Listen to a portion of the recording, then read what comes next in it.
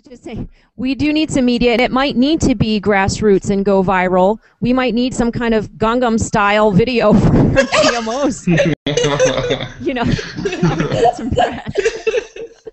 That's a brilliant idea. I think that's just. Actually, you know, I was talking to Rob Herring. You know that song that he's got that we played.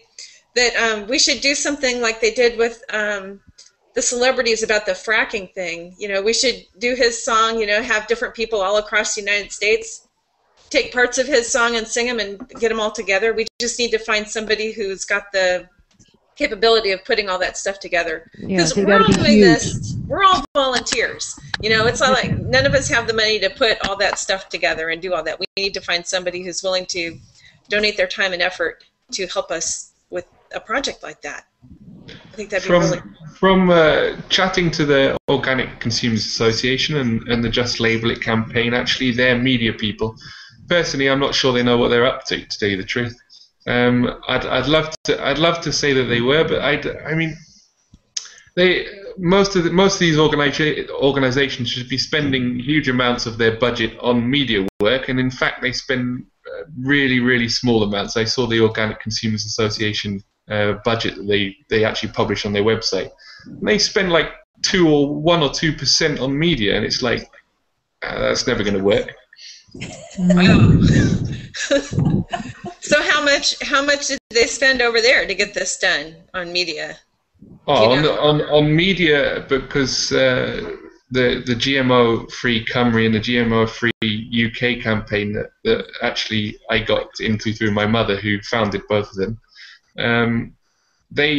They spent up to 70% of their budget each year on media, which was really, really clever idea, because there are so many different organizations fighting for so many different things, not just GMO. Millions and millions of organizations, millions of people shouting, and as soon as you can shout in the right place, you're okay. But if you're just shouting on your own, it's pointless anyway. So. Yeah. Henry, you're absolutely right. The media here, the people are interested. They come to our events. Sometimes they'll video. Sometimes they'll just even email me saying, what's going on? We want to be informed. We unfortunately, our hands are tied. We can't do a piece on this. Or you get the interesting opposite. You get papers that are, like, for instance, the paper here is the Arizona Republican, or Republic, I should say. But either way, it's still pretty telling. Here, if you do an event and you have 3,000 people at your event, they will dumb it down to a couple hundred.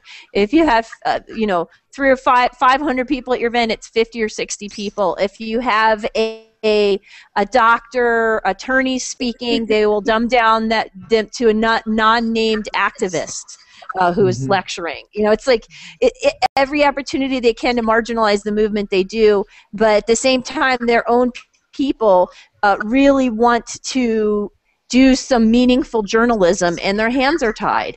And I feel for them, but at the same time, I think that there is starting to be a shift, especially if you saw, I don't know if you saw Comedy Central did a piece through the Jon Stewart show. That was huge. And they talked about the Monsanto Protection Act, and that was a huge boost to the movement. It got a topic on national television that the average person in America is completely unaware of.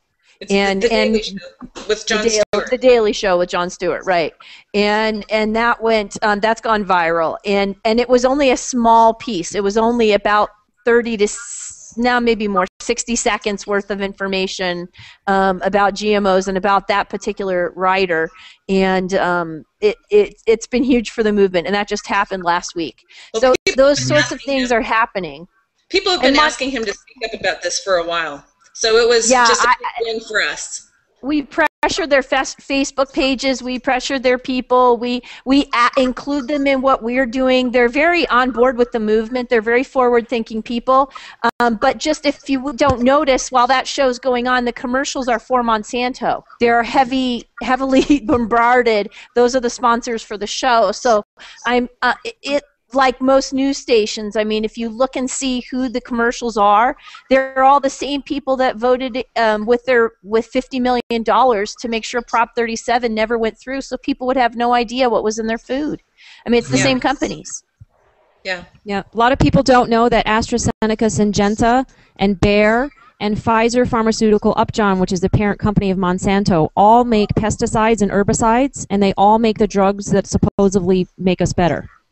And those are the commercials that are on TV, on major media, giving them millions of dollars. So even the actors that are on TV shows that would want to support us and support this movement cannot. They have a gag order because they cannot speak out against anybody that shows commercials during their time slot or on their on their channel. Wow, I didn't know that. Yeah, but isn't it Monsanto? Isn't Monsanto the parent company? No, Pfizer Pharmaceutical Upjohn. They're the parent company. Parent company is Monsanto. Yeah. Wow. Terrifying, really. But also, I've noticed that the media is probably controlled in America more than anywhere else. But is it possible to target specific journalists? Because I know that journalists in some not completely left wing, not completely communist minded newspapers, but actually kind of some central journalists would be allowed to print. Is there anything like that in America generally? Or? Michael Pollan prints a lot. I mean, but a lot of it is books. I mean, he writes a lot of books, and right now he's doing a great series. He's absolutely brilliant, and he's actually probably the only person who realizes that it is possible to get into the mainstream media, because he's been doing that for years. So. Yes. Well, and he has a great series going on in Berkeley right now, and they put out a new one, I think, each week. I'll have to check on that, but I've been watching him, and it's just a great series on sustainable agriculture. And I mean, he's going to have Joel Salatin there sometime, I think, well, later on, sometime this summer or in the fall, sometime in there. So I know Joel's a farmer. Sorry for interrupting again, but one of the most biased medias from America that gets everywhere is Forbes. I don't know if you lot know how controlled they are, but they're really terrifying, because they have huge global sales of their magazine and online, and one of the biggest magazines, but they've got completely controlled by Monsanto, which is just terrifying. So I can't read any of the stuff that they write about this issue, because it's very difficult to read, because it's so disconnected with reality. Absolutely 100% disconnected with reality. Well, it's all about money. It's not about anything else. It's all about money. Yeah. And actually, I think the CEO of Monsanto was made the #1 CEO in the world by Forbes. That's right, Hugh Grant. I remember there was on the front cover. Yeah, and then in his interview, I love that. I think that was with the Wall Street Journal, the interview. Some of his comments on, why does he think that there's all this negative publicity from, about against Monsanto, and his answer was, I think they're just would like to be in the #1 slot. That we're first and they're not. That's the issue. And then he also said something about, they're going to have more nutritious foods, like, light bulb.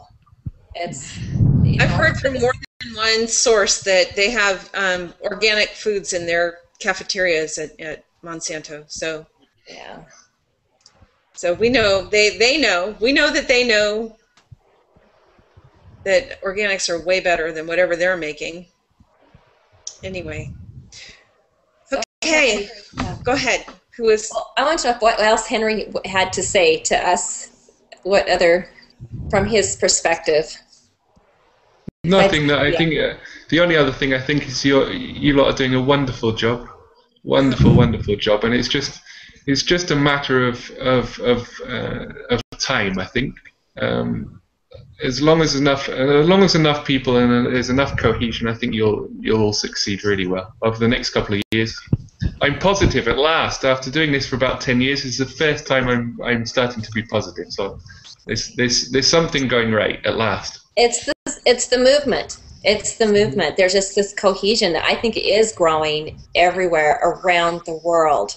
I think, and you've been GM Watch is amazing. It is my favorite, and it just has great sources of information, and it connects globally because it talks about what's going on everywhere in the world. Yeah, that was one of my favorites. And then when Henry started Sustainable Pulse, that was really terrific. Yes. And what are the other ones? The GMO Evidence. Evidence, yeah. And what about Seralini? GMO Seralini is the other one. But I completely agree. GM Watch has been wonderful, and it's again run on a ridiculously low budget, and by 2 or 3 editors working 24/7, which is the problem we've all got. But as long as we've got a bit of time to give, it's okay. So. Yeah. But it's been powerful. I mean, it really has. It's been a huge impact, and why we're all sitting here today. Yeah. So just the education that's gotten out there, it's a great resource. It is great. Keep up the good work. Yeah, thanks, Henry, for coming on, and we really appreciate you. Thanks a lot. Yeah, thank you so much, Henry. And we've got to keep all chatting to each other as much as possible. Absolutely. Yes. Though it's just talking, it works in the end. So. Yes, and we'll target your advice. We'll definitely take your advice. It's been all very good. It's definitely made me think. Please pass on to the international community that, yes, the people of the United States would like their food labeled as a minimal standard of what is acceptable today, but we really would like them gone, and it is an uphill fight, and we're here for the fight, and we're here for the long haul, and we're going to do our part too. So just let them know it's important to us. You're making me feel like the head of the UN here. Well, if the hat fits. Well, who was that from the UN who just spoke out against GMOs? There was someone. Yeah, that's right. I can't remember. It was amazing piece. It was like common sense. He's like, no. Super. Thank you, everyone. I'm off, but I'll be back in touch with everyone. Bye for now. All right, thanks. Bye for now. Bye, Henry.